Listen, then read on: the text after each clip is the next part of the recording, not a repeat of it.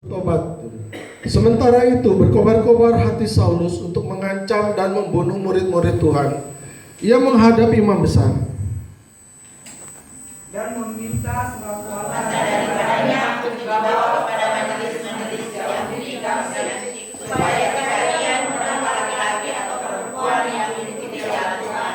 Ia menangkap mereka dan membawa mereka ke Yerusalem.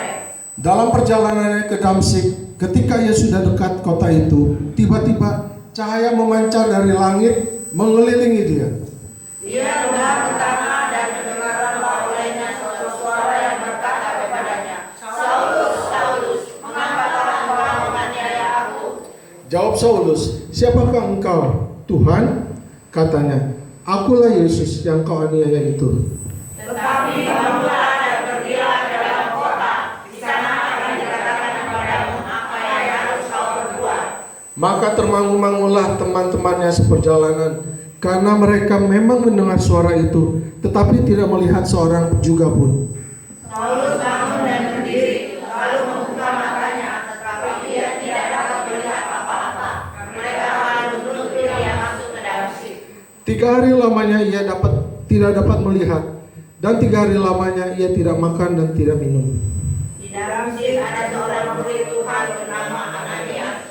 Firman Tuhan kepadanya dalam suatu penglihatan. Ananias, jawabnya, ini aku Tuhan. Firman Tuhan, mari pergi ke jalan yang bernama Jalan Lurus, dan carilah di rumah Yudas seorang dari Tarsus yang bernama Saulus. Ia sekarang berdoa. Dan dalam suatu penglihatan dia melihat bahwa seorang yang bernama Ananias masuk ke dalam dan menempatkan tangannya kepadanya supaya dia dapat melihat lagi. Jawab Ananias, Tuhan, dari banyak orang telah kudengar tentang orang itu, betapa banyaknya kejahatan yang dilakukannya terhadap orang-orang kudus-Mu di Yerusalem. Dan dia datang kemari dengan kuasa penuh dari imam-imam kepala untuk menangkap semua orang yang memanggil nama-Mu. Tetapi firman Tuhan kepadanya, pergilah, sebab orang ini adalah alat pilihan bagiku untuk memberitakan namaku kepada bangsa-bangsa lain serta raja-raja dan orang-orang Israel. Aku sendiri akan menunjukkan kepadanya betapa banyak penderitaan yang harus ia tanggung oleh karena namaku.